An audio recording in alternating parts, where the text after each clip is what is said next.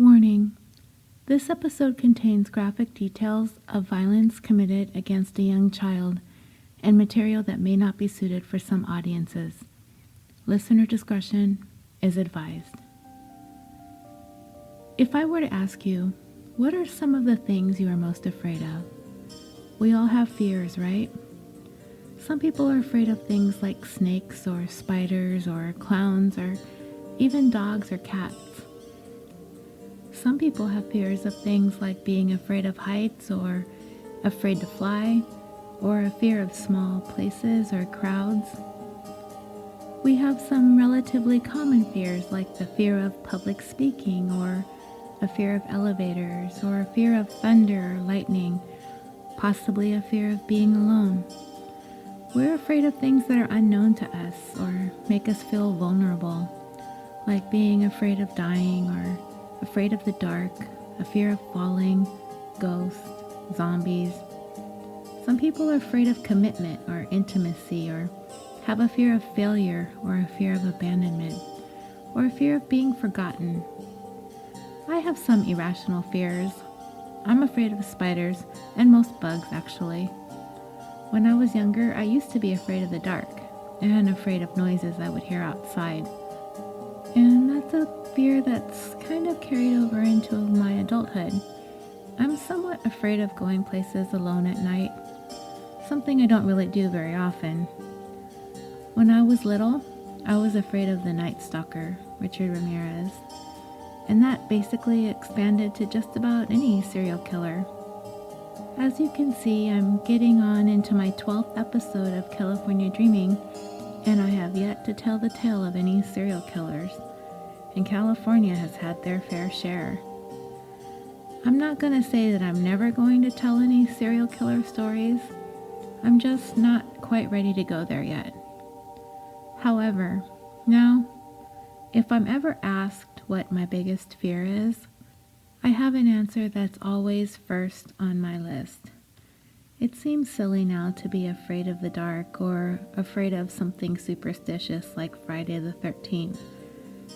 I usually answer that question with this: I'm afraid of something terrible happening to my daughter. I'm afraid of her getting hurt or, heaven forbid, her preceding me in death. Those are by far and away my biggest fears in life. All the dads and moms out there probably share the same sentiment. All of my other fears are a distant second to this. And if I were to ask you to think about the single most terrifying moment of your life, what would that be? I've had some scary moments. When my dad died of a massive heart attack, that was a big one. Or when my grandma was very, very sick and was in the hospital for a few months before she passed away, that was another. I've had a couple of car accidents, and those are pretty scary, but I've been lucky to have never really been hurt. These events are relatively commonplace. They're scary in the moment, and you cope with it. You find comfort from your family and your loved ones, and time passes and the fear subsides, and we keep pressing forward in life. People are amazing beings in their abilities to cope and heal from traumatic events. There is one scary moment that makes all my other scary moments in life feel like a walk in the park. It was so traumatizing that for me, I can still feel the world around me like it was moving in slow motion in those moments. Just about 10 years ago, my parents, my daughter, who was 7 at the time, and myself, we went on a family vacation to Hawaii for about a week. We were in some kind of marketplace in Honolulu, sort of like a swap meet, and there were a bunch of freestanding shops and food places, and we were having lunch in this big open market type of place. We were all sitting there at a picnic-style table eating lunch when my mom said that she needed a plastic bag to take some food to go. And for some reason, my daughter jumped up and volunteered to get her bag and so quickly took off, disappearing into the crowd. I was pushing my way through the crowds, yelling her name, trying to find her, and I kept having these horrific scenarios running through my head. I was so desperate, and I couldn't find her. I couldn't find a security guard. I kept thinking I'm never leaving Oahu.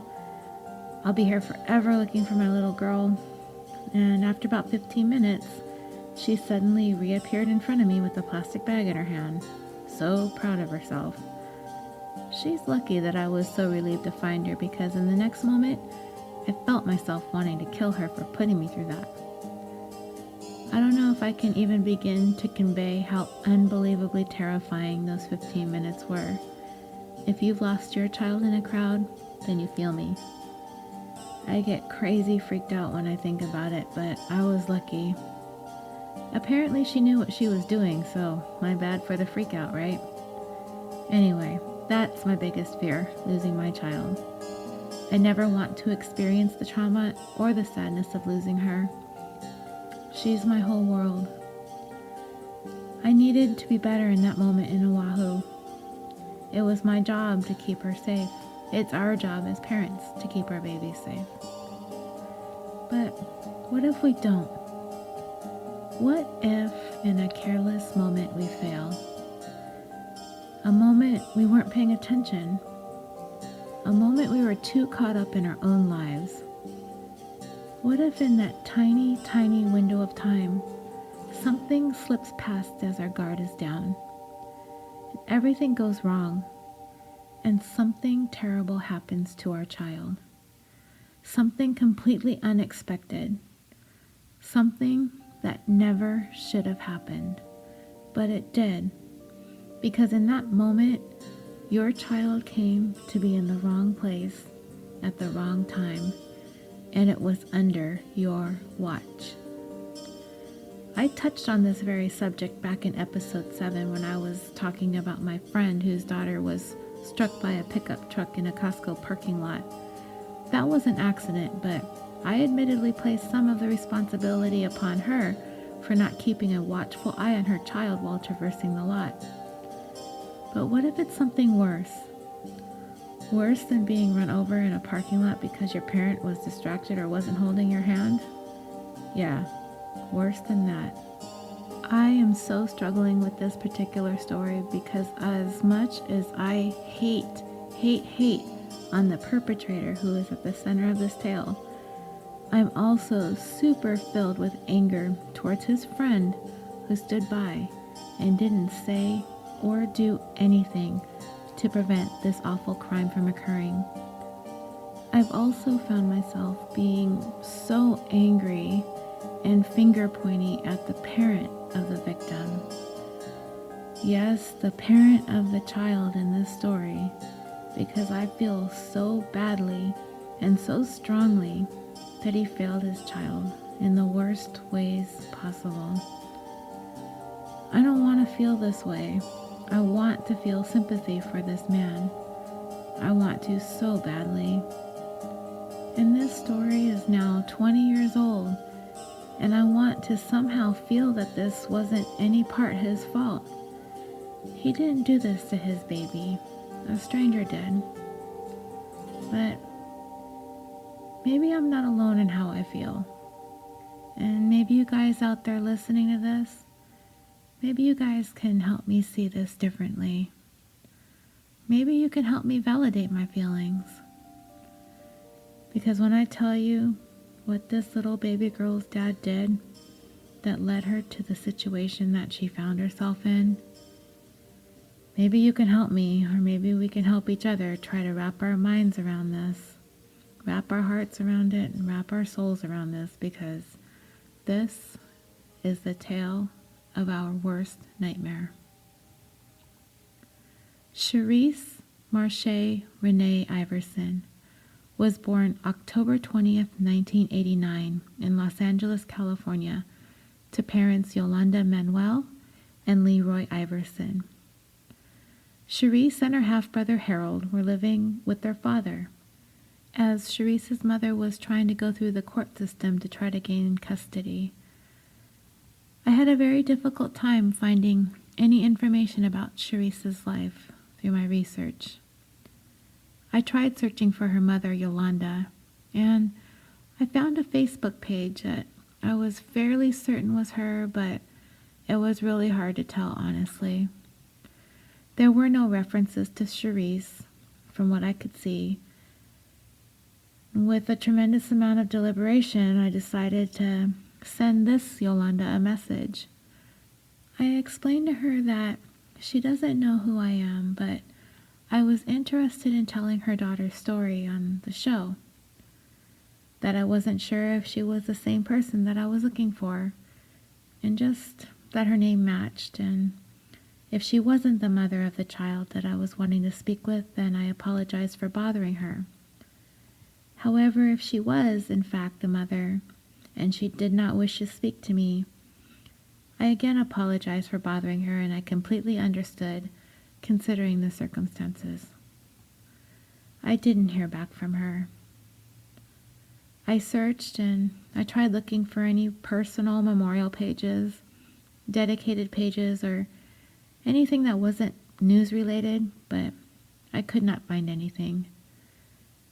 As for Sherrice's father, Leroy, he passed away in 2000, so I'm unable to tell you any more than her name's Sherrice, and I might have a little bit of information from some news articles, but that was about it.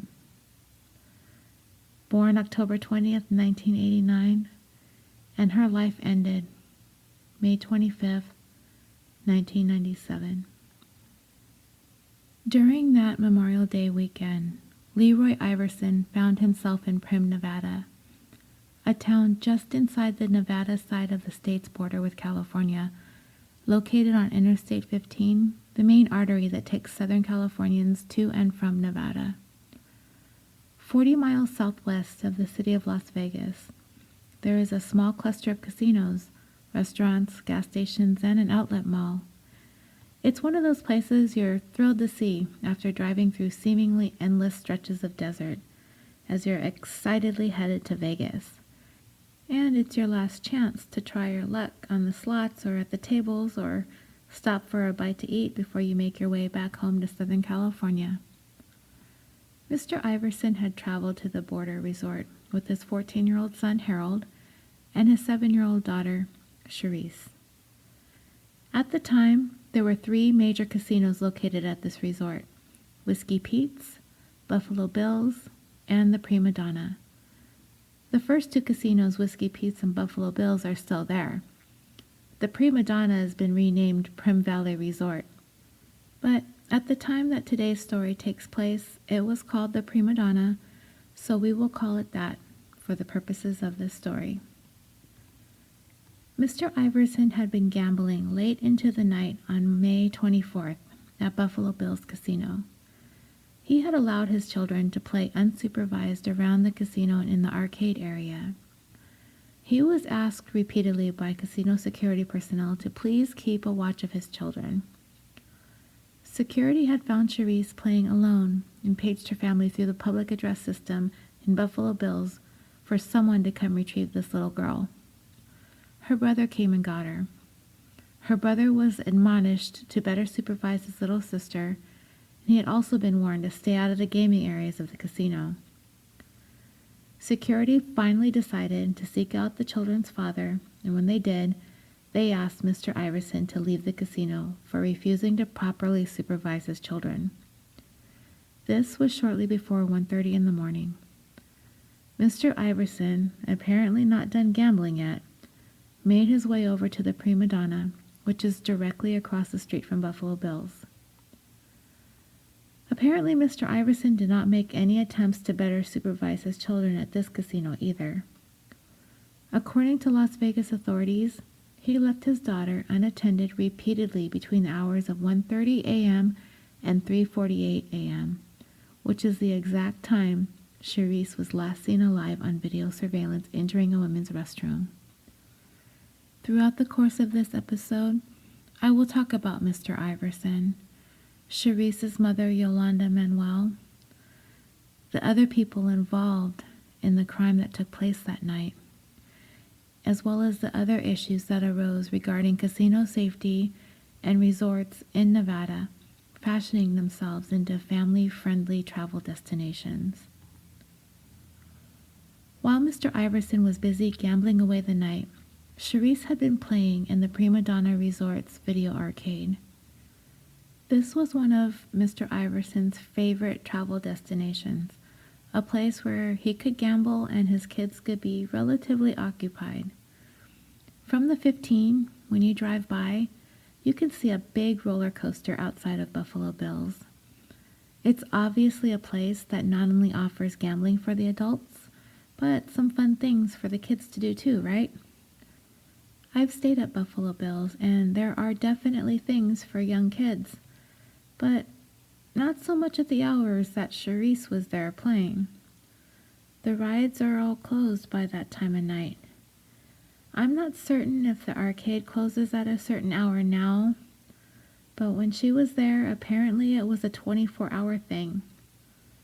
The Primadonna doesn't offer the kinds of rides that Buffalo Bill's does, but they do have those arcades. Buffalo Bill's arcade is at the casino level, but the one across the street at the Primadonna was one level below the casino floor. At Buffalo Bill's, there's an area for children that's past several restaurants, so kids are free to roam around without breaking Nevada's laws regarding persons under 21 years of age not being allowed in the gaming area. If you've been to Nevada and visited any of their casinos, you know this law is very strictly enforced.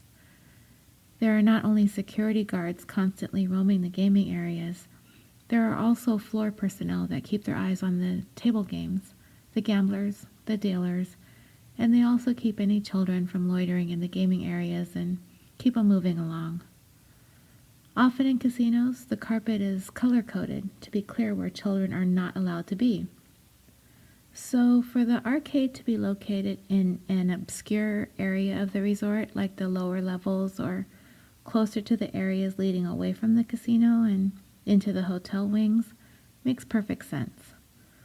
No matter what casino it is, children are simply not allowed to be left unattended anywhere. Not even in the arcades. There are signs everywhere reminding casino guests that children under the age of 17 need to be accompanied by an adult. How well these regulations are enforced, especially when it comes to older kids and teenagers who are often allowed to go off and do their own thing while their parents gamble, is anybody's guess.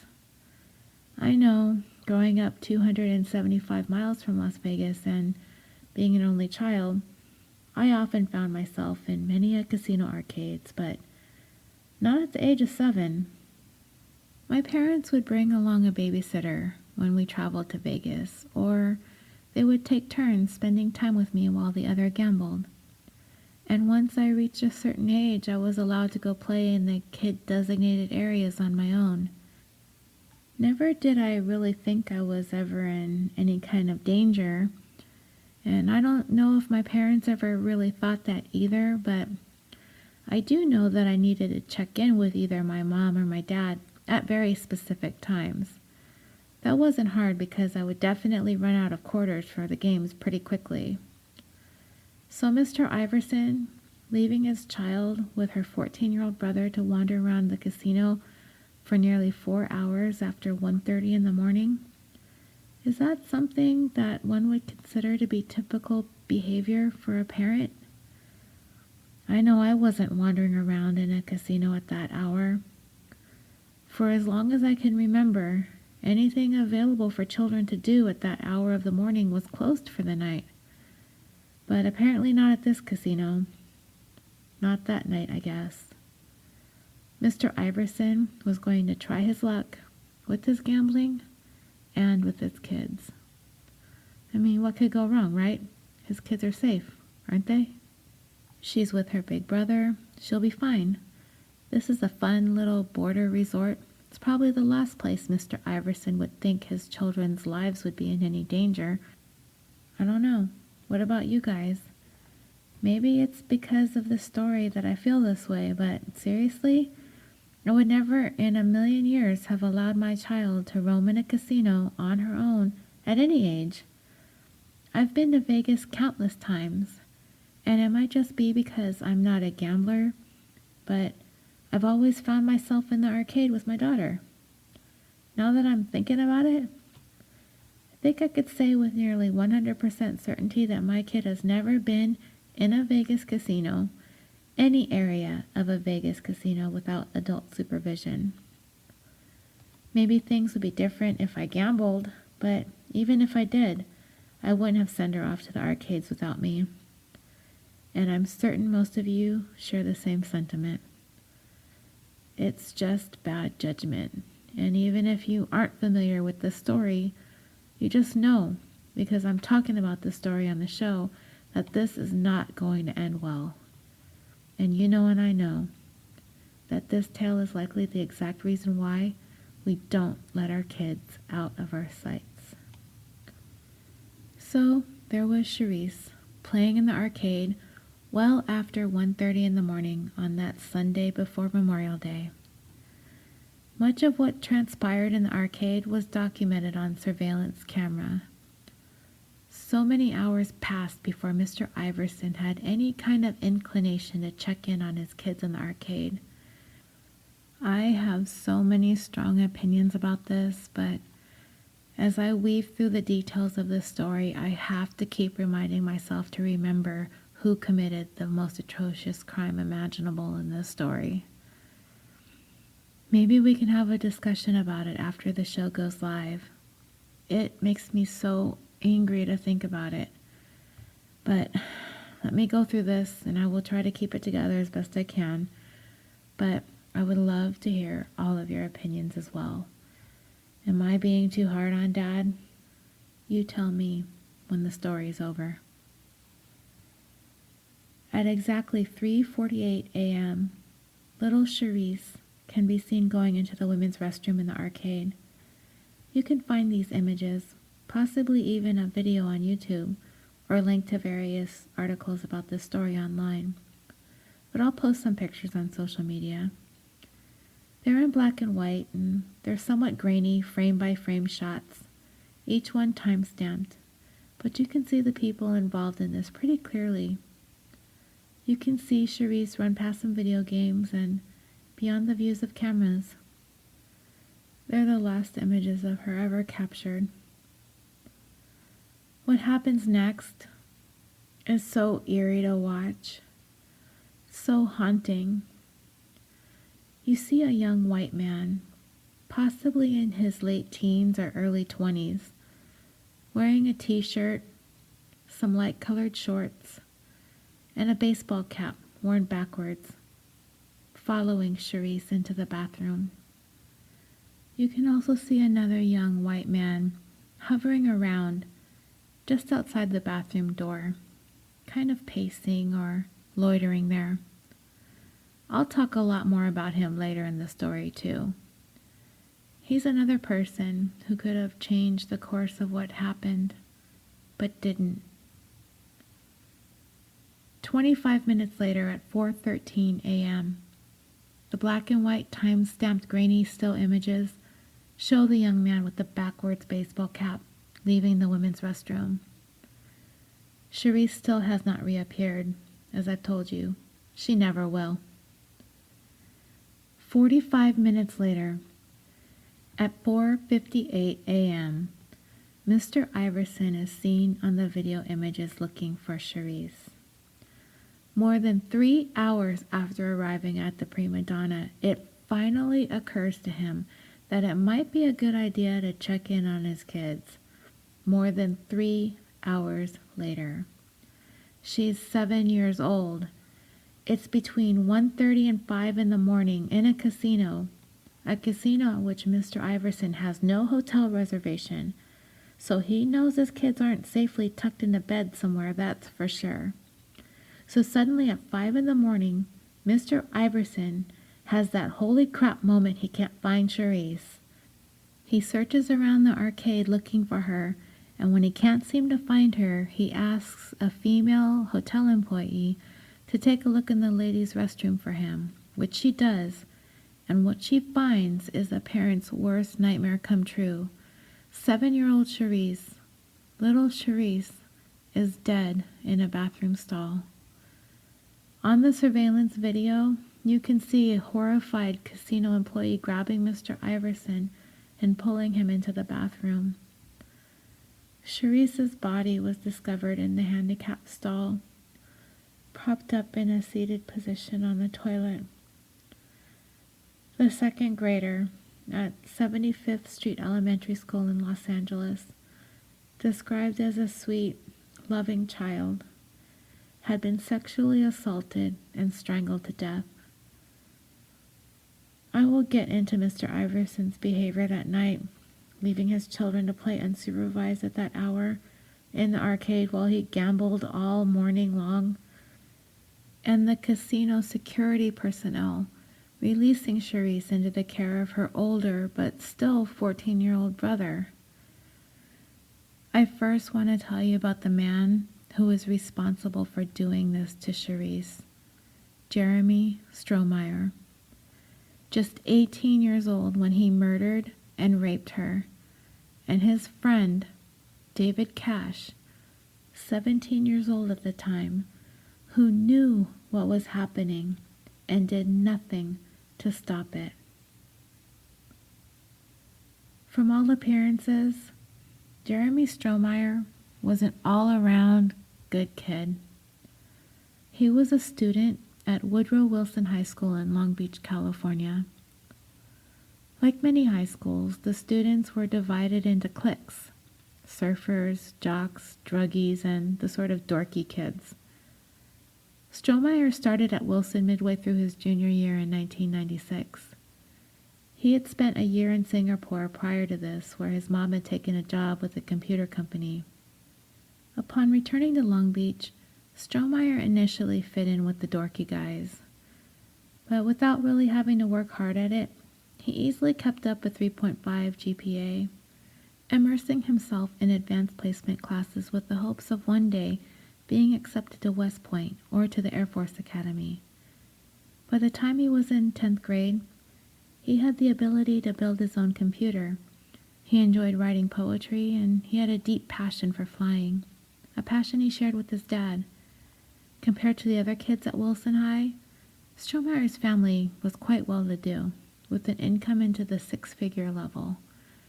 This kid had everything going for him. So much potential, nice home, nice cars, nice vacations. It just goes to show that anybody can turn into a monstrous pedophile, rapist, murderer, because that's all he's amounted to. Strohmeyer began acting out in Singapore. He took up drinking and started mouthing off and talking back to his parents, who prior to this considered him the apple of their eye, him and his sister. Anyone who knew him prior to murdering Sherrice could have seen him doing something great with his life. But in the year and a half at Wilson High, leading up to his sexually assaulting and killing Sherrice, he was kind of living a double existence. He hid his drinking and drug use from his parents. He hid the fact that he was adopted from his friends. And from everyone, he hid the fact that he had a collection of child pornography and a secret desire for a girlfriend who would dress up like a little schoolgirl for him in a uniform and pigtails. He compartmentalized these various aspects of himself so well that nobody really knew who he really was. Nobody knew his secrets. By the time he was a senior, if he was going through a slump, his friends would just chalk it up to senioritis. His parents would just think he's going through a phase. Who would have thought how deeply disturbed this guy really was? He hid things really well. Of course, his friends knew that he partied hard and often drank too much. Apparently, lots of kids do. But when he drank, it seems Strohmeyer had a particularly violent temper that would come over him without any warning. One classmate recalled a time that he had too much to drink and spit in the face of one of his classmates. There was another time when he was asked to leave a party because of his belligerent behavior, and so he spewed off a string of profanities at the party host before leaving. Are these things red flags? I don't know. Nobody expects their foul-mouthed, bad-tempered friend to go off the rails and murder children. Nobody thinks that. Real trouble had started for Strohmeyer a little less than a year earlier in June of 1996, when he was arrested for a DUI. When his mother picked him up from the police station, Strohmeyer flew into a rage. He began punching the car windows, and his mother was so afraid of her son that she stopped the car and made him get out. He slept on the beach that night.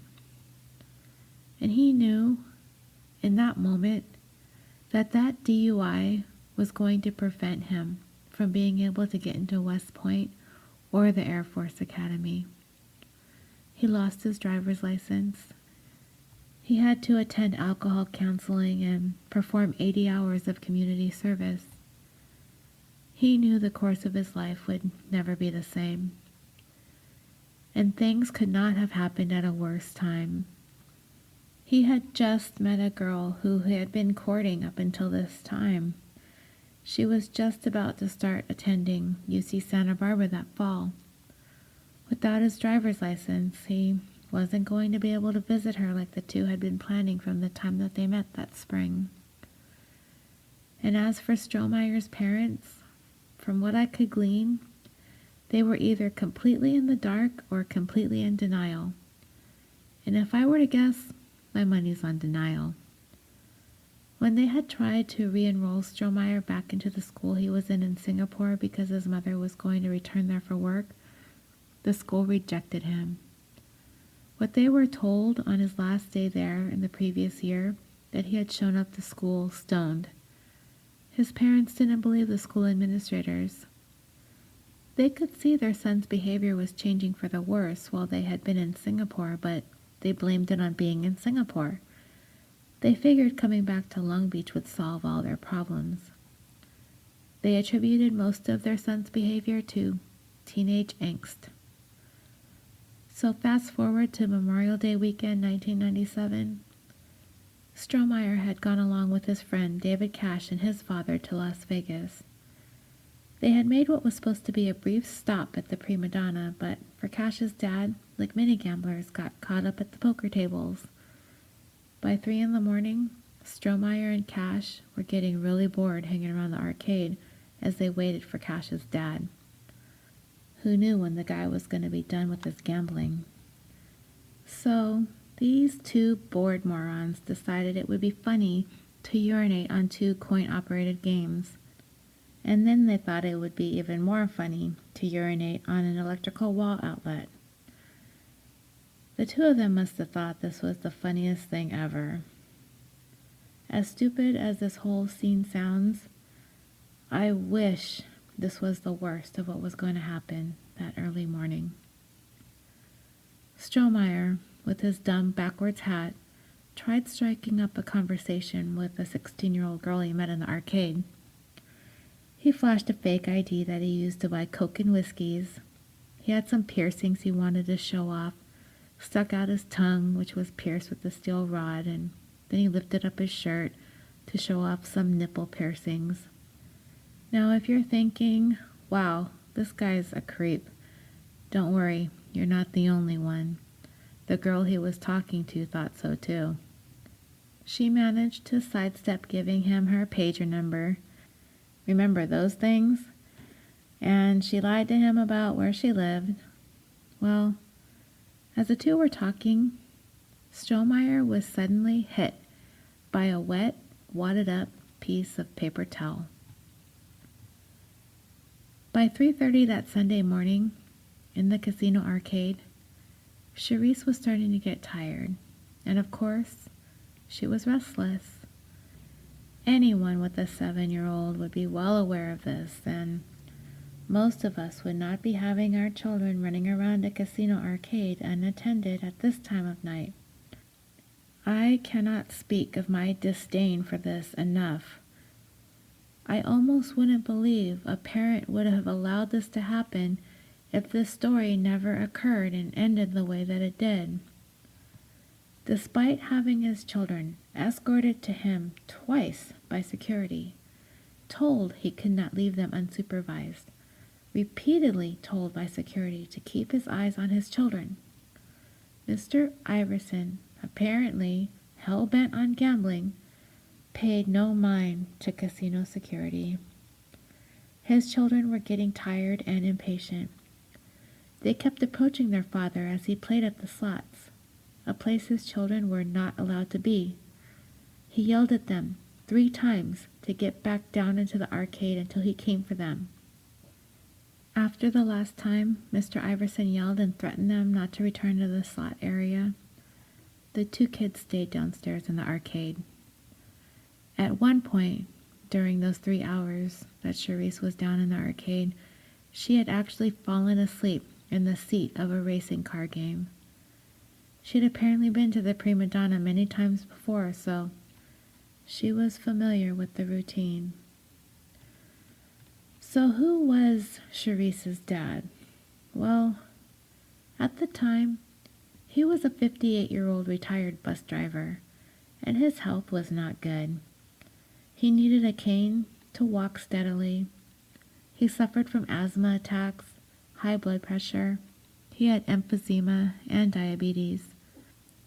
Back home in Los Angeles, he didn't allow Sherrice to play outside of their apartment complex because he felt it was too dangerous. The Primadonna, a pretty white building with Victorian-style architecture, with an immaculately manicured landscaping, was a place that he apparently felt he could allow his children to roam free, safe and secure. And Sherrice's mom? Her name is Yolanda Manuel. She didn't come on this trip with her daughter and Mr. Iverson. Their relationship was a unique one, to say the least. The couple had fought about 2 weeks prior to Mr. Iverson's trip to Nevada, and she had moved out of the apartment they had shared and in with her sister. When Miss Manuel met Mr. Iverson, he was 45 and she was a 15-year-old high schooler. He was a single dad with an infant son. And so when Miss Manuel was 16, she moved in with him. When she became pregnant at 16, she ended up dropping out of high school. Whatever it was that drew the couple together in the beginning, one can only speculate, but if I were to guess, I'd say Mr. Iverson was likely looking for a young girl to be with and possibly help him take care of his infant son. And for Miss Manuel, I would guess she was looking to get away from her family and meet a man that could take care of her. And Mr. Iverson was able to provide that for her. Eventually, their relationship began to fracture as Miss Manuel got older. They slept in separate rooms. They even had separate refrigerators. Their fights were intense. Even once, Miss Manuel smashed the windows of Mr. Iverson's truck, and he ended up taking her to court, making accusations of her being a violent alcoholic. Mr. Iverson also had a history of tragic stories when it came to his children, not even including Sherrice's death. Prior to that, he had had a 2-month-old son that died of sudden infant death syndrome in 1996. He had a premature child born in 1988 that died of respiratory failure. And then another child died of acute meningitis at the age of 17 months. Mr. Iverson had been visited by Los Angeles County social workers several times in order to investigate child abuse allegations. However, none of those claims were ever substantiated. After the death of his 3rd child, social workers made almost 60 visits to his home as a part of a program to help him keep his family together and better his parenting skills. By all accounts, Mr. Iverson doted on Sherrice. He dropped her off at school in the morning on time every single day and picked her up on time, almost always 20 minutes early as a matter of fact, so she did not have to wait for him. No other father in the South Central Los Angeles area school did that. Sherrice's teachers described her as affectionate and kind and trusting. She always came to school, well kept, her hair always neatly braided, her clothes always clean and pressed. The 2nd grader did struggle with reading. She was afraid of the dark. Her favorite color was purple, and she loved to jump rope. And her favorite movie was The Little Mermaid. She had aspirations to be a nurse or a police officer. It's undeniable little Sherrice was a very special little girl. Apparently, Mr. Iverson was skeptical of babysitters, too. So whenever he went to the Nevada border to gamble, he always took Sherrice and Harold. This was his favorite family activity. But to me, it feels more like a Mr. Iverson activity. On this particular trip, it was Memorial Day weekend, and he was anxious to get to the border town of Prim. They left the Los Angeles area sometime after 8 p.m. that Saturday evening. Without stopping, without traffic, and maybe even speeding a little bit, you can make it from LA to the border in under 4 hours. They got to the border resort around midnight. He gave his kids each $5 and shooed them off to the arcade while he made his way to the slots. You all know the rest. What about Strohmeyer? What's his story? Well, his parents at the time that all of this happened had been married for 28 years. I told you a little bit about their situation. They live a relatively comfortable life. His father was a general manager of a manufacturing firm, and his mother was a human resources director and consultant. They met in the late 60s and married in 1970.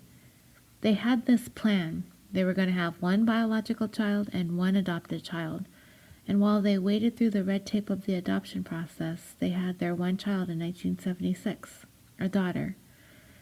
By 1980, the couple were finally approached by an adoption counselor with pictures of a baby boy named Gerald Paul. He was 18 months old. His foster parents wanted him, but they were considered to be too old to adopt him. The Strohmeyers immediately fell in love with the baby and went forward with the adoption and renamed him Jeremy Joseph. In researching Strohmeyer's background, I found out that they explained to him that he was indeed adopted when he was 4 years old. They kind of kept in touch with the foster parents and visited with them on holidays. I thought 4 was kind of young to tell him this kind of news, but they wanted to explain who these other people were in his life. As Strohmeyer got older, he often talked about wanting to find his birth mother. He wanted her to be a part of their family. At the time, his parents had no idea who his birth parents were. It wasn't until after their son's encounter with Sherrice Iverson at the Primadonna resort did they find out about the troubling background of his biological family. They found out their adopted son had 2 other siblings. Both of them were adopted out too, an older half-brother and a younger full brother, who himself also struggles with behavioral issues. Strohmeyer's biological father had spent much of the 10 years leading up to 1997 in and out of California prisons for drug-related charges. Strohmeyer's biological mother was a drug addict. When she gave birth to him, she was a teenager, confined to a psychiatric ward at a county hospital, having been deemed unable to care for herself. She had been diagnosed as a schizophrenic and spent the better part of the last 11 years committed to California state hospitals. According to court records, she had been committed to state hospitals no less than 70 times and had also been diagnosed with obsessive-compulsive disorder and dysomnia, a form of alcohol dependence. And so, the lives of Sherrice Iverson and Jeremy Strohmeyer intersected at that very early hour in the morning of May 25th, 1997, when Sherrice pelted Strohmeyer with a wet, wadded-up piece of paper towel. Strohmeyer engaged in the horseplay with Sherrice, getting some wadded-up paper towels to toss back at the 7-year-old. I imagine that Sherrice went to the ladies' room to retrieve more paper towels. Strohmeyer watched her go into the restroom, and a few seconds later, he would follow her in. His friend, David Cash, followed as well, curious as to what his friend was up to. I'll tell you more about this guy Cash later also. He's another individual involved in this story that makes me really angry and frustrated. Cash would later state that he saw his friend near the door, and Sherrice was at the other end of the restroom. They both had wadded up paper towels in their hands, and as Strohmeyer started to move towards Sherrice, and likely thinking that he was going to pelt her with his paper towels, she picked up a yellow wet floor sign and threw it at him, grazing him on the arm. Later, Strohmeyer would say that when Sherrice hit him with that sign, he snapped and just lost it. He would say, quote, "It's like when she swung that thing at me, I don't know, like I suddenly reacted," unquote. Yeah, reacted. Whatever.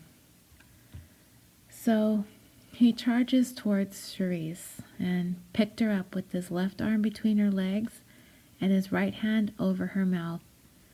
He carried her into the handicap stall and locked the door behind him. All the while, Cash, Mr. Bystander, is bystanding, watching his friend take this little child into the stall and lock it.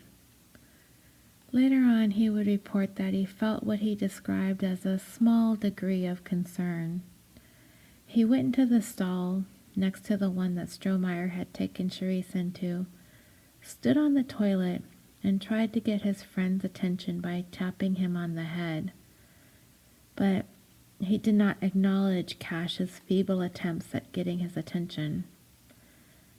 Cash witnessed Sherrice's struggle. As his friend had a firm grip on the little girl, she was squirming and trying to scream and trying to get away. He put his hand over her mouth to stop her from screaming, and, according to Cash, he told her repeatedly to shut up or he would kill her. Cash would later tell a grand jury that he tried to tell Strohmeyer to let go of Sherrice and that he was trying to get him to come out of the restroom. He would state that he could tell at that point the little game that they had been playing kind of crossed the line. "You think?" He said he tapped him on the head, and he even knocked his hat off, but he just looked up at Cash, peering over the stall, and Strohmeyer kind of had this stare, a stare that seemed to look right through him, and he could tell his friend didn't care what he was saying to him, and then he would state he left the bathroom. He claims he didn't know what to think, that maybe something bad was going to happen, but he thinks he probably feared the worst, but really didn't know what to do. So, you're probably asking yourself, what is the deal with Strohmeyer and Cash? How did these two dipshits end up best friends? The kind of best friends that would look the other way while you're raping and strangling a 7-year-old to death? Well, after Strohmeyer turned 18, he became belligerent as his life began spinning out of control. He wasn't abiding by his parents' rules. He wasn't listening to his friends or his teachers or his coaches. He was using methamphetamines and drinking pretty heavily. He was becoming very destructive. He would go to parties and trash houses, throwing beer bottles and kicking holes in walls. There was one incident. It's one of those things we find to be a common behavior in serial killers and the like. And I'm going to apologize for the next portion of the story, as it involves animal cruelty. You can fast forward for the next 30 seconds, but here goes. At a house party, he stole a kitten that belonged to one of the homeowners and snuck it into his pocket. And when he and his friends drove away, he threw the kitten out the window. Yeah, this guy was really turning into a piece of shit. He fought with his parents constantly. He'd tell his friends that his mom was such a bitch and his dad was such an asshole. He would write letters to his girlfriend who was away at college and tell her how much he hated them. And in addition to all of this, he would spend hours on the computer in his room, visiting porn sites, and he had almost 1,000 files containing pictures and videos depicting child pornography, among other disgusting and perverse things. He'd oversleep constantly and frequently missed morning classes, and the ones he did show up to, he would doze off. He started missing sports practices. Every aspect of his life started slipping. He also became increasingly preoccupied with his girlfriend, who was away at college. She started to see him as being quite self-destructive. He'd have violent outbursts. He would bang his head into the doors and walls. She stated that he would start with trying to hurt himself, and the more he drank, the more he wanted to hurt other people. He would get into fights over nothing. When he was drunk, he was very easily agitated and driven to extreme levels of anger very quickly. The more she started to pull away, the more he clung to her. She eventually dropped out of college and moved away to Maryland and joined the Army. Strohmeyer's grades began to suffer.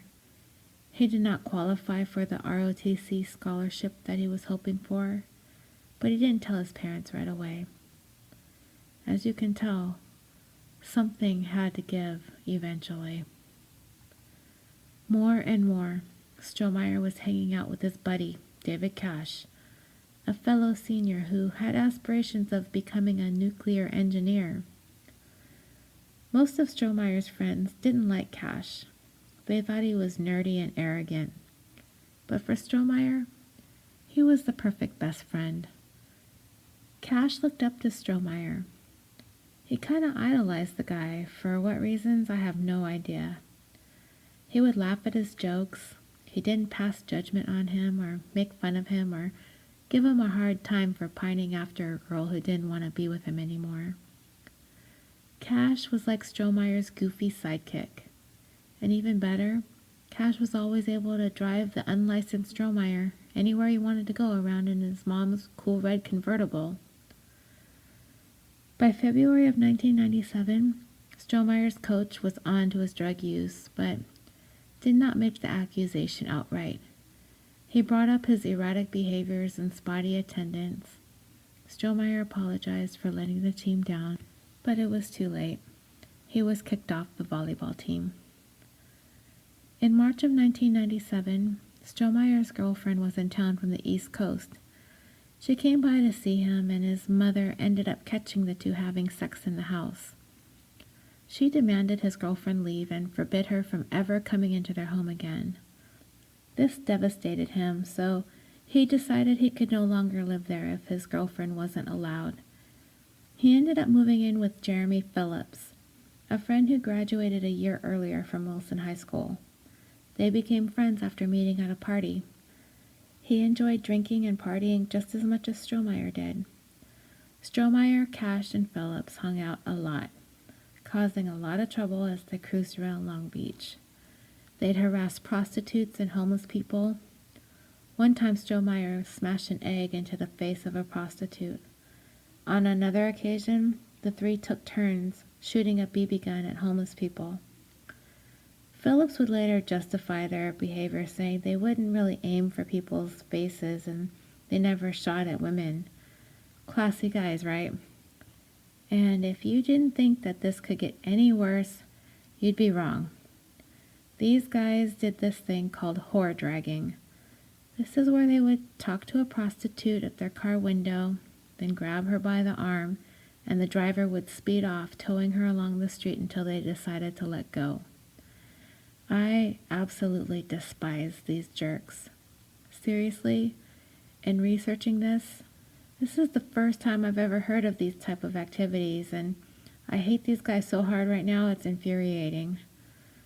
Strohmeyer ended up having to move back home because his roommate was leaving town and he wouldn't be able to keep up with the rent. Strohmeyer's parents laid down some strict rules, but that obviously wasn't going to help keep him off the path that he was headed down. By April, his girlfriend was done with him. She had discharged from the Army early, for reasons I could not find, but She told him she didn't want to see him anymore. He would spend all day and all night obsessing over her. He pleaded with her for another chance. He promised he would change. He stayed up all night on the computer writing to her.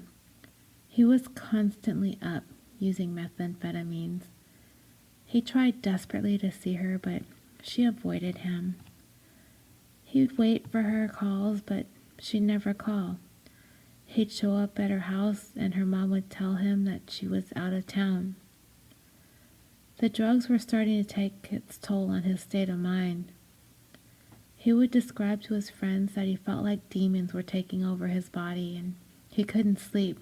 He was so strung out and heartbroken over his girlfriend.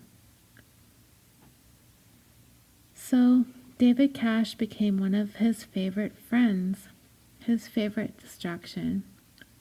He was doing stuff with his life, so Strohmeyer would go along with whatever Cash was up to. When Cash drove up to UC Berkeley late in April to visit the campus, Strohmeyer tagged along, and that's when the pair got matching tongue piercings. And during this trip, Cash got into a car accident with his mom's car. While the car was getting fixed, he stayed with the Strohmeyers for a couple of weeks. As a thank you to the Strohmeyers for their hospitality, Cash's father invited Strohmeyer to go to Las Vegas with them on Memorial Day weekend. Strohmeyer's parents were trying to somehow figure out how to help him get better, more disciplined, and to shape up his behavior. They asked him to go see a therapist, which he did. He was diagnosed as suffering from attention deficit disorder, which is what they felt was causing Strohmeyer's inability to focus. The therapist prescribed dexedrine, an amphetamine. I looked up some of the psychological side effects, and they include increased alertness, apprehension, concentration initiative, self-confidence, sociability, mood swings, meaning an elevated mood followed by a depressed mood, insomnia or a decreased sense of fatigue, anxiety, changes in libido, grandiosity, irritability, repetitive or obsessive behaviors, and restlessness. Amphetamine psychosis, delusions, and paranoia may occur with heavy or long-term use. Strohmeyer began taking the prescribed medication 1 week before he went to Nevada with Cash and his father. Later on, after all of this had happened, when Strohmeyer was being investigated, police discovered that he had logged into the internet and talked about his interest and his fantasies that involved young children. So when he got to the Primadonna bathroom that day, this is where Strohmeyer was going to have the chance that he had wanted. He had Sherrice in that stall, and he would later confess to police in a cold, emotionless details exactly what he did to her. In that stall, he pressed his hand against her mouth and tried to hold her steady because she was squirming. He threatened to kill her if she screamed. He took her boots off and then her underwear, and he violated her. I can't even speak the words. She screamed, so he put his hands around her neck and squeezed. He was suddenly startled by someone coming into the restroom. He quickly sat on Sherrice and hid her little body and legs behind him, so it would look as though there was only one person in there. He could hear her barely gasping to breathe. She was trying to move, so he placed his hand over her mouth again. He could see through the crack in the door that there were 2 women in the restroom. When they finally left, Strohmeyer could see that Sherrice was barely still alive. Her breathing was very shallow. He would later explain to police that he thought she was brain dead and didn't want to leave her like that, so he tried to break her neck like he had seen it done in the movies by taking her head in both of his hands and twisting it.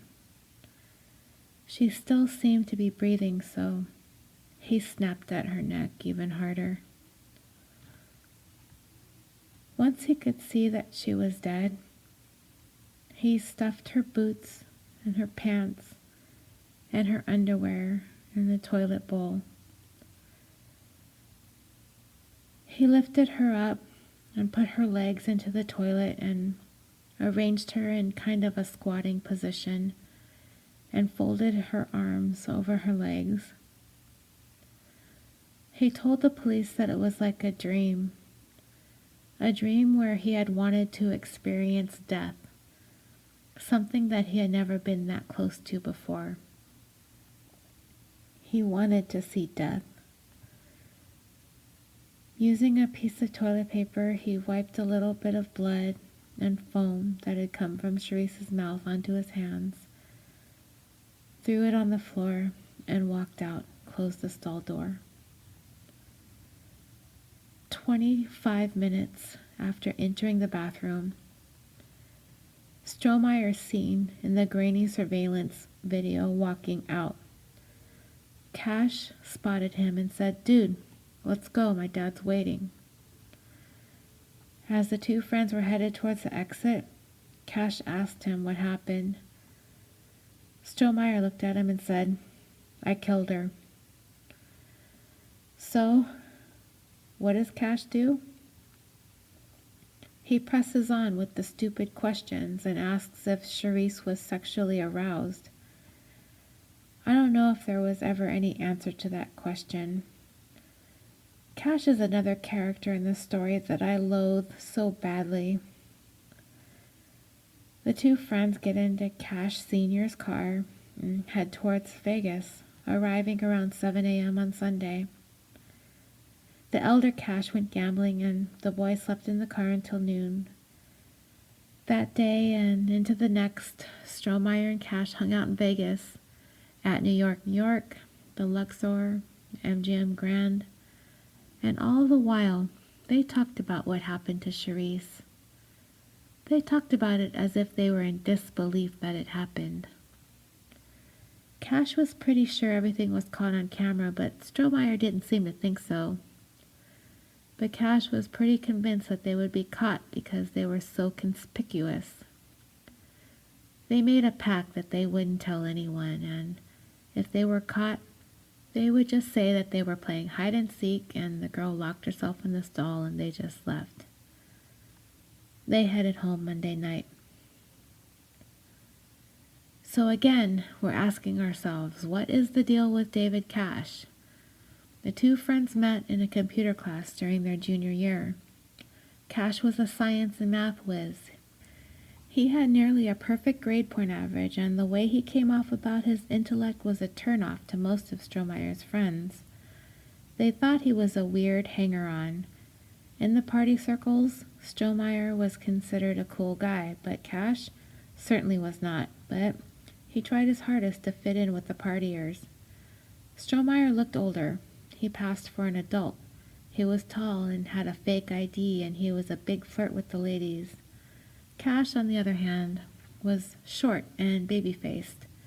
He still looked very much like a kid, and he always got carded, and he so badly wanted to fit into Strohmeyer's world. He got his tongue pierced because Strohmeyer did, even though he didn't want to. Until Cash met Strohmeyer, he'd never even gotten drunk. For his first time, the friend used a video camera, which was something that not everybody had at the time like we do now with their phones. Cash drank so many beers that he lost count. Strohmeyer drank so many shots of Cuervo that he had to be carried up the stairs at the Cash house. When they got back that Tuesday early in the morning from their Memorial Day trip to Nevada, Cash slept in, cutting his Tuesday classes. At approximately 5 p.m. that afternoon, he turned on the TV and he saw the surveillance images of himself and Strohmeyer at the Primadonna Resort and Casino. Their images were being splashed all over the local Southern California news. I remember vividly seeing these same news stories that Cash was looking at when all of this went down. I had been to the Primadonna several times. We passed by there countless times on the way to Vegas. The tragic news stuck with me because I'd been there. I'd been there since. I think about Sherrice every time I see that casino as I cross into Nevada. Suspect number one clearly looked like Strohmeyer, at least to Cash. To me, he looked like any other lanky, blonde Southern California guy. Suspect number two, Cash himself, seemed more difficult to recognize. He wondered if anyone would be able to figure out it was them. The news anchor suddenly stated that the suspects were from Long Beach, California. Cash would say that he felt the color drain from his face like his heart stopped. I actually find it kind of hard to believe that this guy felt anything, but then again, this was him and his BFF was being broadcasted all over Southern California. Fearing for himself getting in trouble? Yeah, I believe that. Cash immediately drove over to the Strohmeyer's place, and he told him that they were on the news. Strohmeyer seemed shocked that the news in Nevada would make its way to the Southern California news stations. This was a time when the internet was still in its infancy. There wasn't social media. Stories like this didn't often make news outside of local areas. It was likely that these two dumbasses figured that the border town news wouldn't make its way the 250 miles to the Los Angeles area. They probably didn't know Sherrice was from Los Angeles. Maybe they figured Sherrice would be marginalized because she wasn't a John Benet Ramsey or a Kaylee Anthony or a Madeleine McCain. Whatever they figured wrong. Sherrice's life meant something, and people were onto them. Strohmeyer turned on the TV in his family's living room. The news anchors were saying that suspect number one had pierced nipples and a pierced tongue, and suspect number two has short brown hair and long sideburns. The two figured they were caught. It was only a matter of time before they were arrested, but only if somebody recognizes them. So, they confided in a friend at school, James Trujillo. They arranged to meet with him after school and told him what happened at the Primadonna, and they wanted him to look at the news footage and see if he thought that the surveillance images looked like them. James, at the time, didn't really believe them. He would later say that they didn't really seem scared or anxious. They weren't acting like people involved in a brutal killing. When asked by Las Vegas police what he did after he met with Strohmeyer and Cash, he states, "I just left, and I kind of really just didn't pay attention to it. I was like, oh well, it's not a big deal, I guess, because of the way Jeremy is. He's the kind of person where, like, he's going to do what he needs to do to get attention, and if he needs to take that, like, far out to the maximum to have people pay attention to him, then he'll do that." James would also go on to say that at no time did they really think, like, oh yeah, this person killed somebody, I really need to do something about it. Seems to be a common theme amongst these kids in Long Beach. Cash wasn't sure what to do. He didn't want to go to his parents. His mom would burst into tears and his dad would go flying off the handle. So what does he do? He calls their old friend, Jeremy Phillips, who had moved up to Oregon about a month earlier. Phillips urged Cash to turn Strohmeyer in. Cash said that he couldn't do it. Later on in an interview with the Los Angeles Times, Jeremy Phillips was asked why he thought Cash ignored his advice to turn Strohmeyer in. His answer? It's a man thing. If your friend does something really bad or really wrong, you're not going to go out there and narc on them. Now, are you guys thinking what I'm thinking? Is every single teenager in Southern California a complete douchebag? It feels like it, at least in this circle of friends. When Jeremy Phillips was asked why he didn't call police and turn Strohmeyer in, He again reaches into his bag of douchery and has this answer. Because I didn't want to get Dave in trouble. I was waiting for Dave to do it. For men, it's like a respect for your male friends. It's like an oath, a pact you take when you become best friends with a guy. Phillips continues on and says, I've talked about it with a lot of guys, and what would they do if their best friend killed somebody, and every guy asked said that they wouldn't say anything. Okay, I have to stop here for a minute because it's getting way too thick in here. I discussed this with my husband a couple of days ago. I wanted his perspective. He used to be a stupid teenage male with stupid teenage male friends, and my husband's from Las Vegas, so even better. I asked him, what would you do? You have this friend who you look up to, who you kind of idolize, and you're kind of like the goofy sidekick, and he's this really cool guy and lets you tag along and lets you be his little buddy. And dude goes and follows a young girl into a restroom and pushes her into the stall, and you follow them in there, peer over the door, and you see what's obviously happening. Do you just walk away and not say anything to your friend? Not say anything to security? You just walk away? My husband's response? I wouldn't have ever set foot into the women's restroom in the first place, and I wouldn't have been friends with anyone who would do that either. And that, my friends, is just about the most decent response you're going to hear throughout this entire story. Later that Tuesday night, one of Cash and Strohmeyer's classmates came home to his mother telling him that Jeremy Strohmeyer's on TV. His mother was bewildered. He had been over to their home a few weeks earlier and was in the jacuzzi. She saw his 2 nipple piercings. She was certain that this was him. There was no question. That was Strohmeyer on the news, and she could tell. He kind of blew his mom off and said, no, that wasn't his friend. He went up to his room and called Strohmeyer right away. He denied it, of course. The next day, he confronted Strohmeyer and Cash at school with the morning paper in his hand with the surveillance images splashed all over the front pages, and he asked Strohmeyer, is this you? He said yes, it was him. When asked by the LA Times in an interview, the friend said that he was speechless, like totally blank. Strohmeyer acted normal all day, just like every other day. He said he kept thinking to himself, how could he have done this? There has to be something wrong here. He continues on and says that right when he told him, he wanted to tell someone, but it felt like it would be the right thing to do, just go tell my dad or my mom or something, but I couldn't do it because I didn't know what to do. I was just scared.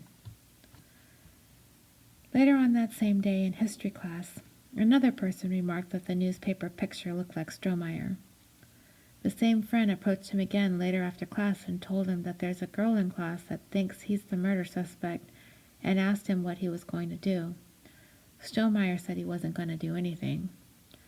Yet another student confronted Strohmeyer about it. Carmela Reimer from anatomy class. She told him she'd seen him on TV. He confronted her later and told her that they were in Vegas that weekend, but he was innocent. To her, he seemed to be acting weird and paranoid. Strohmeyer and Cash went to Taco Bell on their lunch break that day. Strohmeyer referred to it as his last supper. He knew his time was running out. Everyone at school was recognizing him in that video surveillance, and it was obvious. Cash thought they'd be arrested at school. The Long Beach police did in fact visit the school that morning. The assistant principal had called them after 2 female students had come to the principal's office saying that they knew who the 2 suspects wanted for Sherrice's murder were. Detectives had actually set up surveillance at the Strohmeyer residence that afternoon. There wasn't going to be a big bust at school like they had thought. After school, Strohmeyer bummed a ride off of a former volleyball teammate. They went to Starbucks and hung out for a little bit. Strohmeyer told him that he had strangled the girl but did not mention that he had sexually assaulted her too. When this friend was later asked what his reaction was to this, he said he believed him because people don't make this kind of stuff up. And when asked if he had considered calling the police, he said at the time he was grounded and his parents had seen the video, but he didn't want to go up to them and say, "Oh yeah, Mom, my friend, by the way, killed somebody. Is it okay if I go to the police?" This volleyball teammate also ran into Cash, who'd made it clear he did not want the word to get around, telling him he knows what he's seen, referring to the video, and to just be quiet about it. But it was too late. In addition to the two girls that had gone to the principal's office, Carmela Reimer, bless her little heart, called police. Back at the Strohmeyer house, under police surveillance, it was obvious he was getting ready to make a run for it. He had a backpack stuffed with shorts, socks, underwear, and t-shirts. He had a duffel bag and a sleeping bag, tennis shoes, and hiking boots at the front door.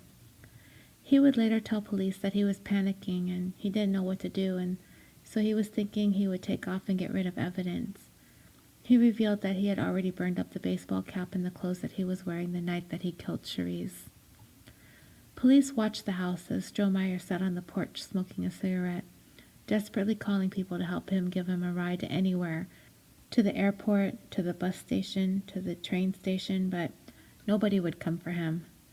His mom had been out shopping with his sister, so when they pulled up and his mom got out of the car and went into the house, he took off running. His mom found her son's pills empty and a note that apologized for everything. She also smelt the burning odor from her son having burned his clothes in the fireplace. She had no idea what was going on. Police descended upon Strohmeyer and took him into custody. Meanwhile, Cash was navigating his situation with his parents. When his father got home from work that day, he was the one who asked his son if he had seen the images of the suspects wanted for murder. He admitted he did, and he knew it was Jeremy. His dad insisted they go to the police. Cash said that he was scared to go, but figured that even though he didn't do anything, he was afraid of getting in more trouble. "Yeah, okay, guy, you didn't do anything is right. You did nothing, and that, luckily for you, wasn't going to get you in any trouble legally. But morally, Mr. Cash, if you are listening to this, you, sir, are completely bankrupt. I am going to tell everybody who is listening exactly what you did after what you didn't do in a little bit." Cash went to the police. They arrested him and took a mugshot, and he gave a statement, and it implicated Strohmeyer in the killing. It was pretty obvious, based on the minimal amount of time Cash was seen going into the women's restroom then coming out, that he did not have anything to do with Sherrice's death. He was clearly seen on surveillance hanging around the bathroom, loitering, doing nothing, a whole lot of nothing, while his BFF is in there murdering somebody. But whatever, right? I cannot talk enough about the amounts of nothing that this guy didn't do. Nothing. He did nothing, nothing, nothing. And I just can't get over this. He was free to go home, to go be in his own bed, sleep in his own room that night. But that would be it for him as far as finishing up the last weeks of school. He would no longer be allowed on campus, not for any more classes, not for graduation, not for prom. He was considered highly disruptive, and he jeopardized the safety of others on campus. As far as Woodrow Wilson High School was concerned, he could consider himself graduated early. They told him to look for his final report card, his diploma, and his prom refund in the mail. Bye-bye. Cash was furious. As a student, he was impeccable. He wasn't a criminal, right? How dare they treat him like this, right?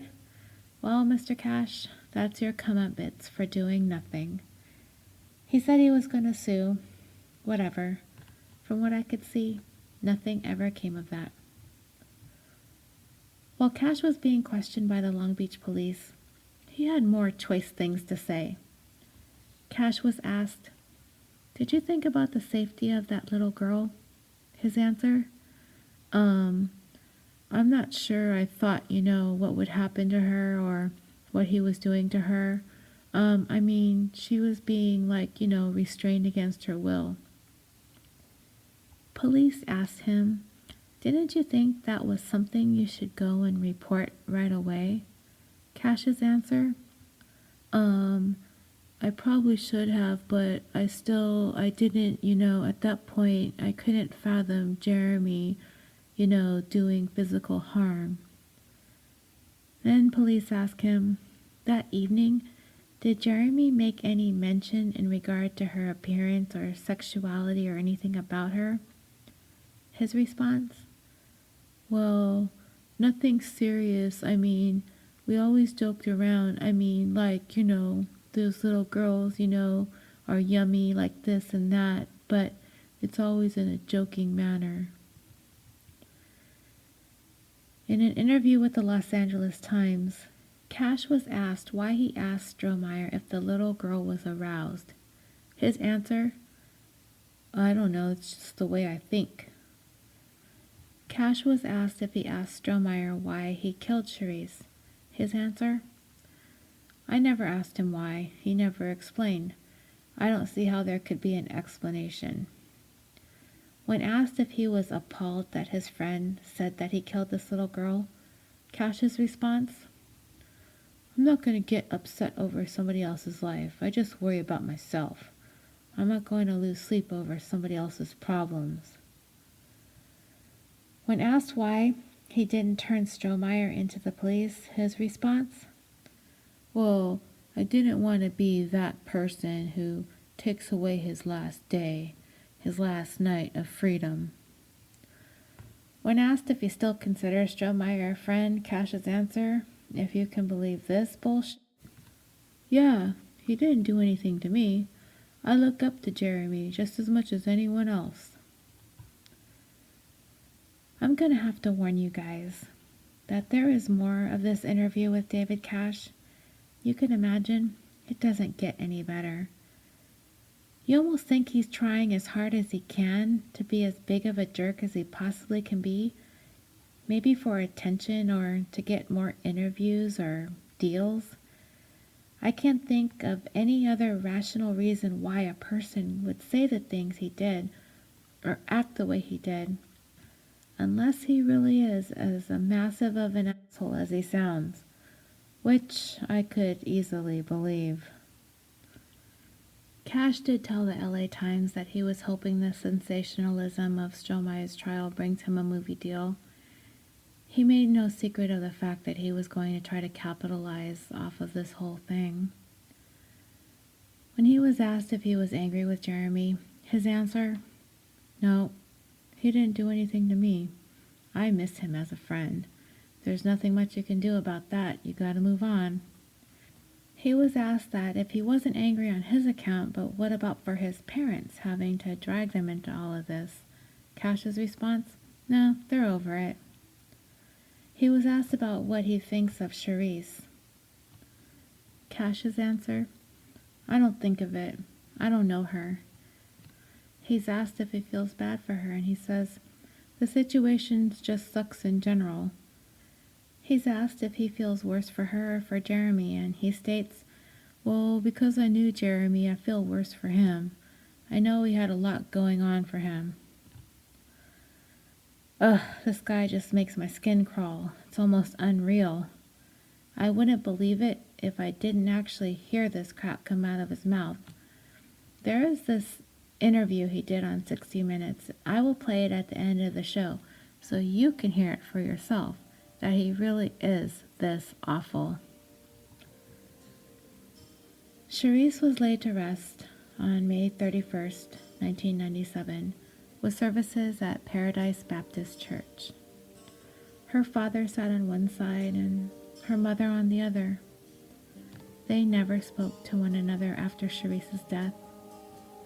She's buried at Forest Lawn in Los Angeles.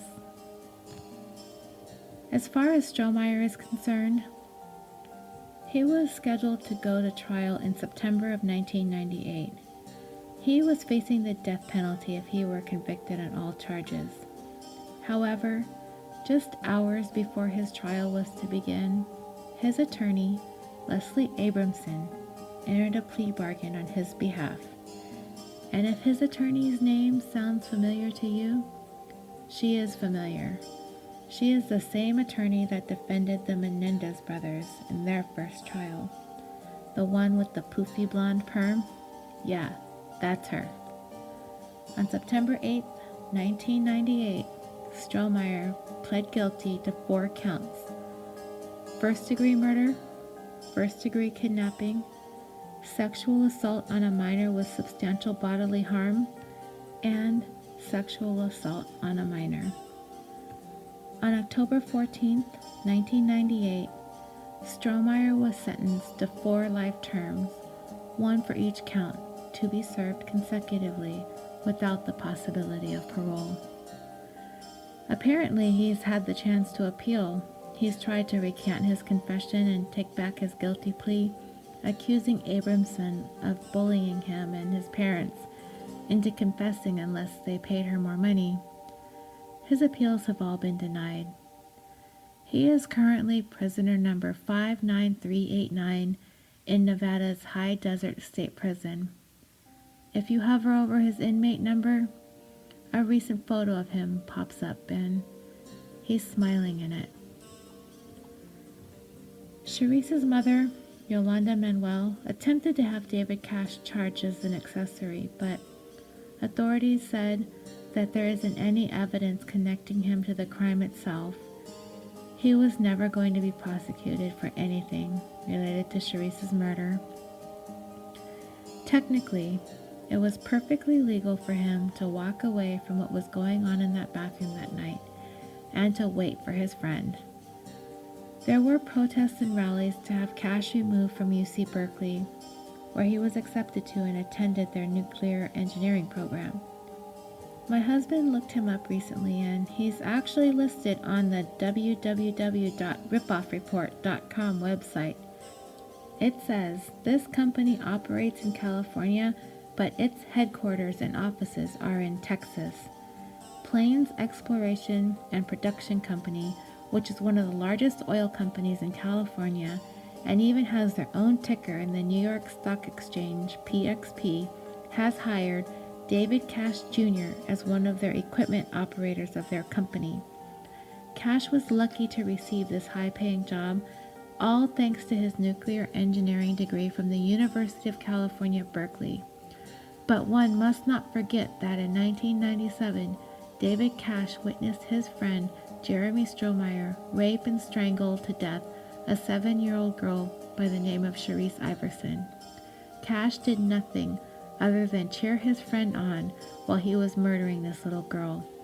According to the Los Angeles Times, David Cash peered into a stall in a Nevada casino restroom and saw his best friend muffle the screams of a 7-year-old girl with his left hand and fondle her with his right.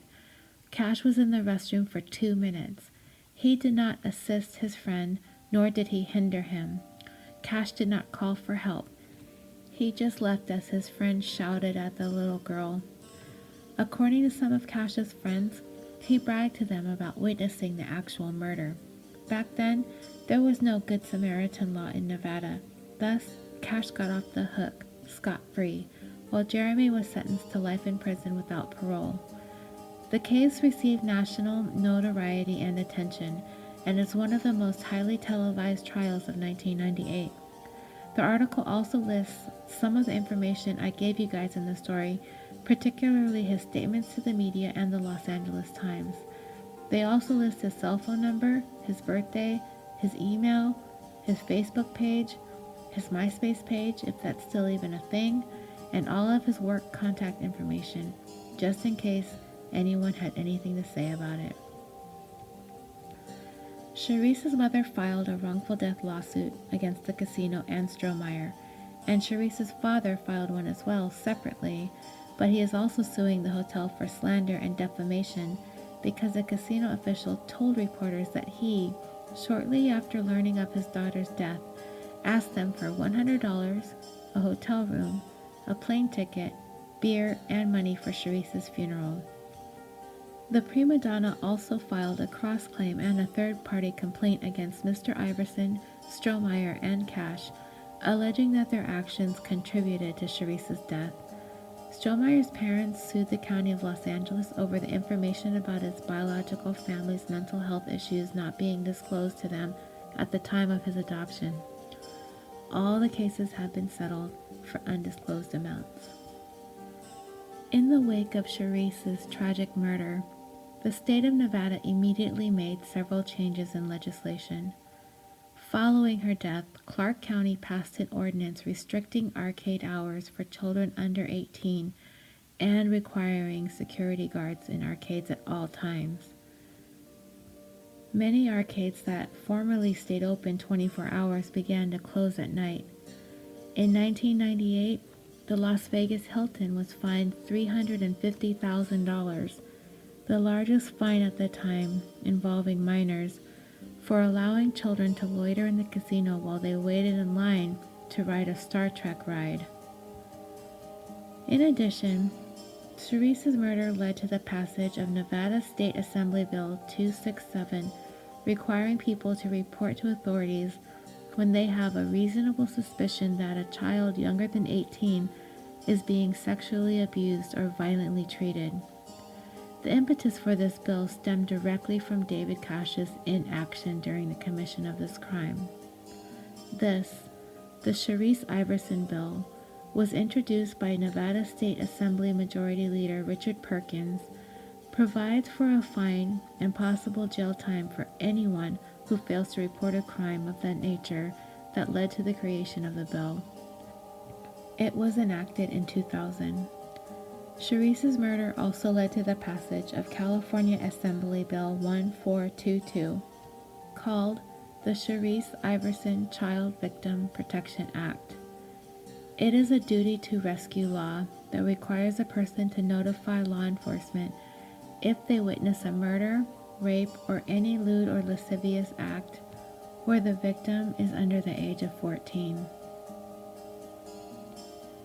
In the stories that I've told so far in California Dreaming, I like to make a point of focusing on the life of the victim. I want to tell their story in a way that won't be forgotten, to honor them, and to walk away with some lessons learned from their individual experience. I hope that I've done that for Sherrice. Much of what happened to that beautiful little child were caused by the dynamics and the troubled histories of the people involved in her story.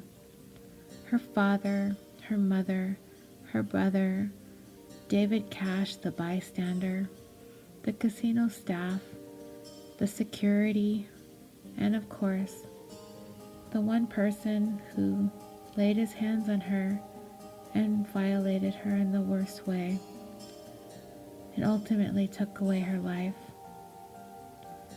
He's the one that bears the brunt of the responsibility. But I can't help but be frustrated with her family, Strohmeyer's family, David Cash, the casino security. Collectively, in one way or another, everyone failed Sherrice. Some in bigger ways than others, but if anyone at any point in time stepped in when something just wasn't right, Sherrice would be in this world with us today. Thank you so much for joining me for this episode of California Dreaming. I know it was such a long story, but I really felt like all of the details involved in it needed to be heard.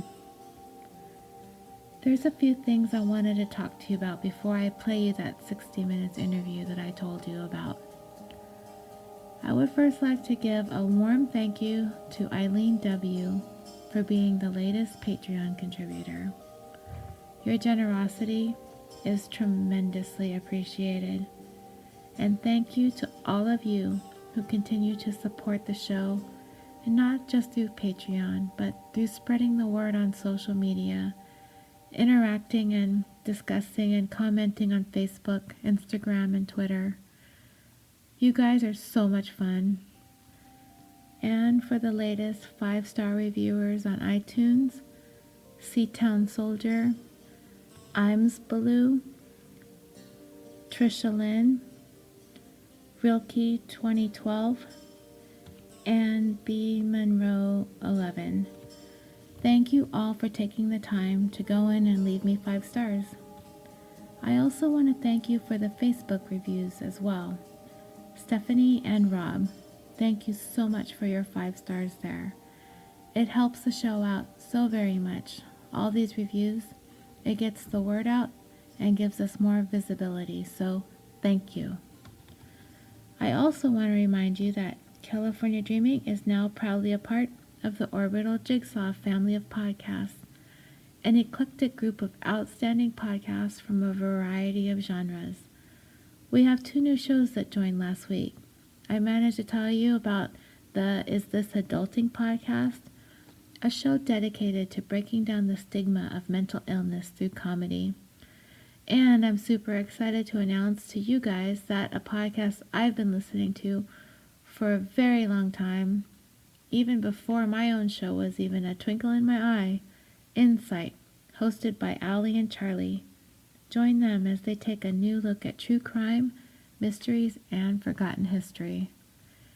And you all know the others in this fantastic podcast family. The Concession Stand, a weekly podcast where hosts Nick and Andy geek out over all things entertainment.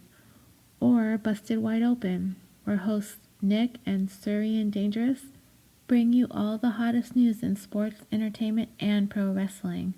Or Super Nerds UK, where hosts Ben, Ian, Tim, and Simon take an irreverent look at pop culture. Or Historium, a podcast devoted to telling strange, obscure, or otherwise interesting stories from history. And the Dirty Bits podcast. Join host Tawny Plattis each week for her casual retellings of the sexy, scandalous, and salacious stories your history teacher likely left out. So if any of these sound good to you, check those out at www.orbitaljigsaw.com. Hey guys, this is Sinead from the Mens Rea podcast. If you like true crime, and I know you do, check us out to hear about the guilty minds of Ireland and the UK and the court cases that followed. Available wherever you get your podcasts from. And remember, don't do anything I wouldn't do. Thanks. Murder Road Trip is a true crime podcast where I, your host Haley, discuss murder cases in my car, aka the Mobile Beats Lab. Join me and my partner in crime, H.H. Gnomes, on the road. There will be games, mixtapes, and snacks as I make the research journey to murder scenes around the world. Make sure to check your back seat, and I'll see you at the next rest stop.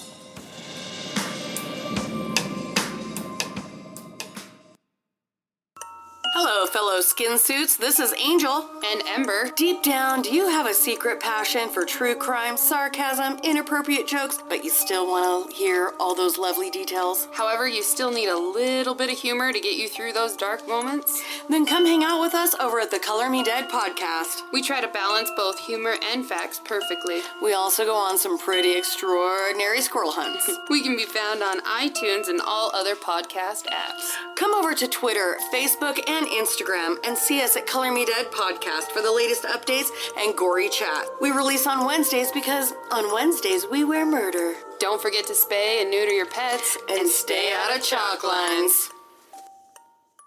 Please don't forget to check out the California Dreaming Patreon page if you'd like to help support the show, as well as some causes that are near and dear to us here. You may pledge as little as $1 a month, and you can be the proud recipient of a brand new show sticker, as well as some future perks I'm hoping to have available soon. You can also help support the show by leaving reviews on iTunes and interacting with me on social media, spreading the word about California Dreaming and the Orbital Jigsaw Network. And lastly, feel free to join me in all the social media fun. Follow me on Facebook at California Dreaming Discussion Page, on Twitter at California Pod, and on Instagram at California Dreaming Pod. We share all things true crime related and everything else that you want to talk about. And don't forget to listen at the end of this episode for the short 60-minute interview with your favorite bystander, David Cash, the Bad Samaritan. Thank you again, dreamers, and until next time, sweet dreams. Everybody, or almost everybody, is familiar with the story in the Bible of the Good Samaritan who stops to help a wounded man lying by the side of the road. And most of us would like to believe we would do the same. We'd also like to believe that a young college student like David Cash would have been good Samaritan enough to have stepped in and done something, anything, when he saw another young man, his best friend, assaulting a little girl who minutes later his best friend raped and murdered. But for the past few months, David Cash has been the subject of nationwide outrage over his decision to walk away and not even report the rape and murder of 7-year-old Sherrice Iverson. The 19-year-old Cash, a sophomore at the University of California at Berkeley and a nuclear engineering major, has become an outcast on campus. We want Cash out! We want Cash out! Many of his fellow students there are demanding the university expel him. They are infuriated not only by his failure to save Sherrice Iverson, but also by remarks he made this summer on a Los Angeles radio program. How much am I supposed to sit down and cry about this? I mean, let's be reasonable here. Is my life supposed to halt for days, weeks, and months on end? And if that weren't bad enough, he added this. The simple fact remains, I do not know this little girl. I do not know starving children in Panama. I do not know, people that die of disease in Egypt. Some people have called you the Bad Samaritan. You think that's an appropriate name? No, most certainly not. These names that people call me, I've been called the antithesis of today's teens, Bad Samaritan, a textbook sociopath. I've been called it all. David Cash's trouble started just before he enrolled at Berkeley. One night last year, his father took him and his best friend Jeremy Strohmeyer, seen together in this home video, to a casino near Las Vegas.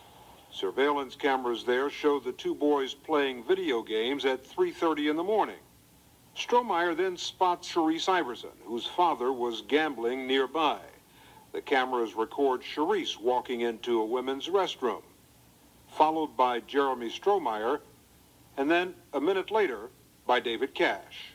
When I entered the bathroom, Jeremy Strohmeyer and Sherrice Iverson were throwing paper towels at each other. They were just playing, seemed just horsing around. And it came to a point where Jeremy grabbed her and took her into a stall, to one of the bathroom stalls. I went into the adjacent stall, looked over, and Jeremy was restraining her with his left hand over her stomach and his right hand over her mouth. And she was trying to scream. He was muffling her screams.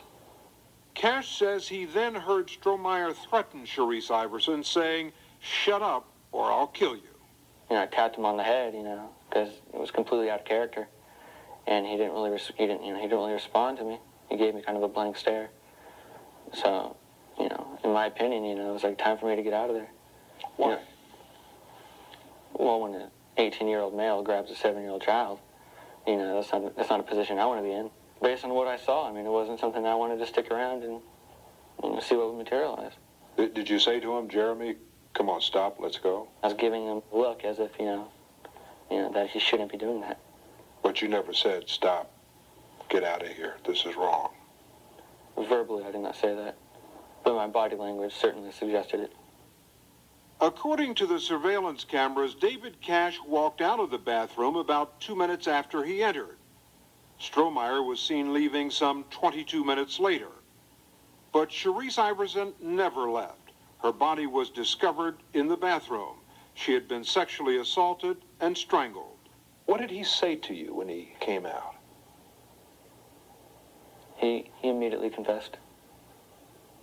Confessed? Yes. What did he say? He looked at me and said, I killed her. Just like that? Just like that. After Strohmeyer confessed to Cash that he had killed Sherrice Iverson, they went to other casinos where they played slot machines and rode roller coasters for several hours before heading back home to California. Did you think to turn him in to the police? The thought crossed my mind, but I didn't act on it. Why? I know that his day of reckoning is coming. I didn't want to be the one that turned him in. You felt that was more important than to report a murderer. Even though he had told me that he had committed murder, it was really hard for me to fathom Jeremy as a quote-unquote murderer. But he told you he was. I understand that, but he's also my best friend. You know, we're taking AP English together. But after Cash and Strohmeyer returned home, friends who had seen the surveillance tapes played on the local news tipped off police. Strohmeyer was charged with murder, and 3 weeks ago, to avoid the death penalty, he pled guilty. He is now serving life in prison without parole. But David Cash, who watched as Strohmeyer physically assaulted a little girl just minutes before she was murdered, has not been charged with any crimes. He's evil! He's evil! Yolanda Manuel is Sherrice Iverson's mother. She is estranged from Sherrice's father and was not at the casino with him the night of the murder. She has collected 20,000 signatures urging prosecutors to charge Cash with a crime.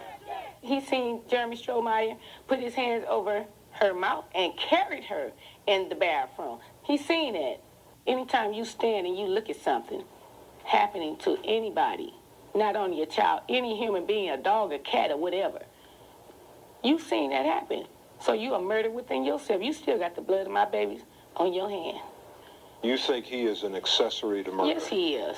I think he should be charged with accessory to the murder of my child because he could have did something to stop it. He didn't do anything. Peggy Lean is the deputy district attorney in Nevada, whose office made the decision not to bring charges against Cash. How would you characterize the conduct of David Cash in this case? Morally reprehensible. And it's unfathomable that someone could see conduct of that nature and not take some form of action.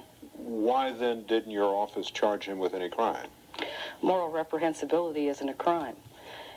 You have to participate, do something affirmatively to assist in the commission of a crime. Watching and failing to report, regrettably, is not a crime.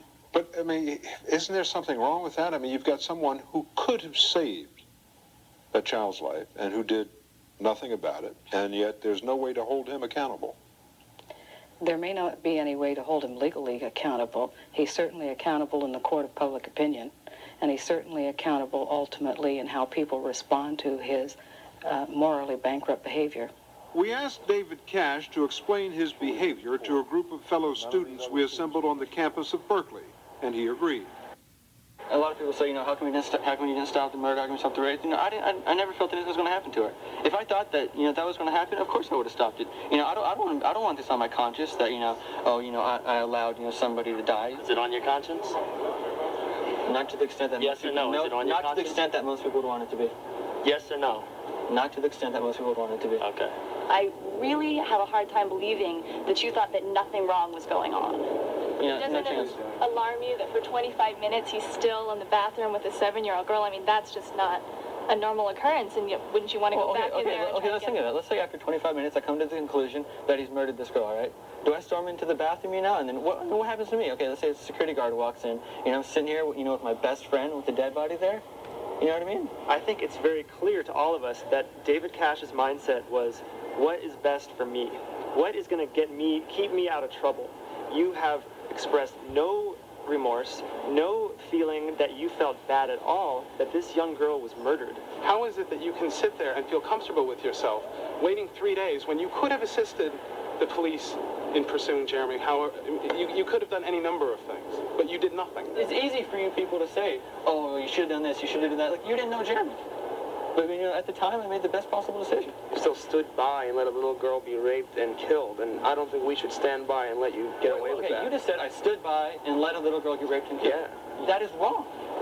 I did not see that. I did not witness that. I did not know that was happening. So David Cash was unable to convince these students that he belongs at Berkeley. They say they want him out. You have any intention of leaving? No, I do not. That would be foolish. Why? Berkeley is one of the best engineering schools in the country. Why would I leave? That would be stupid. A number of students say that they're going to take matters into their own hands and in essence, run you out of here. Can they? They will fail. I have no intention of leaving.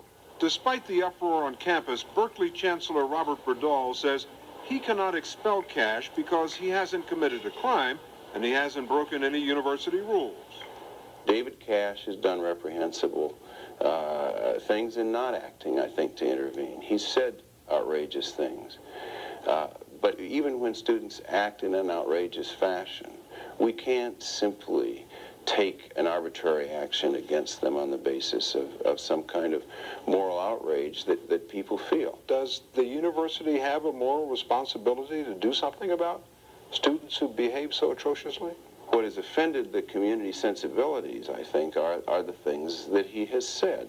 Berkeley is, for better or worse, the home of the free speech movement, and we are not about to punish students simply for exercising the right of free speech, no matter how outrageous and objectionable things they may say. What David Cash did or did not do in this case is perfectly legal, not just in Nevada, but in nearly every state. But the conduct of Cash has prompted legislation calling for a Good Samaritan law, which would require citizens who witness a sexual assault or other violent crime against children to report it to the police. Surprisingly, it does not have the support of many in law enforcement, including the prosecutor in the Sherrice Iverson case. Should we as a society punish this as a crime? It's basically an attempt to legislate morality. And historically, we haven't been very successful in our efforts to legislate morality. From prohibition to prostitution, you can tell somebody not to do it, you can regulate it, you can punish it. But ultimately, it doesn't do a very good job of changing the conduct. Sherrice Iverson's mother disagrees with the prosecutor. Yolanda Manuel says a Good Samaritan law is the only way to punish the David Cashes of the world. David Cash needs to be locked up. I want his education taken away from him. My child would not be able to go on with her education. She was 7 years old. She would not be able to go to junior high. She would not be able to go to high school or college and beyond. Have you ever said anything that would say, Miss Manuel, I'm sorry about what happened. I wish there was something I could have done. Have you ever expressed that to her? No. Maybe not in those exact words, but you haven't. No, but I mean, that's definitely a good idea that I definitely should. A year and a half later, yeah, it is kind of a good idea. You disgust me, seriously. Like, it's taking all my energy to sit here and sit in front of your face. But yeah. You know, the simple fact is there's one person that killed Sherrice Iverson. There's one guy, Jeremy Strohmeyer. And there's one other person who could have stopped it. Technically, I could have stopped it, but based on what I saw, I didn't feel her life was in danger. If you could go back to that night and do it all over again, what would you do differently? I don't feel there's much I could have done differently.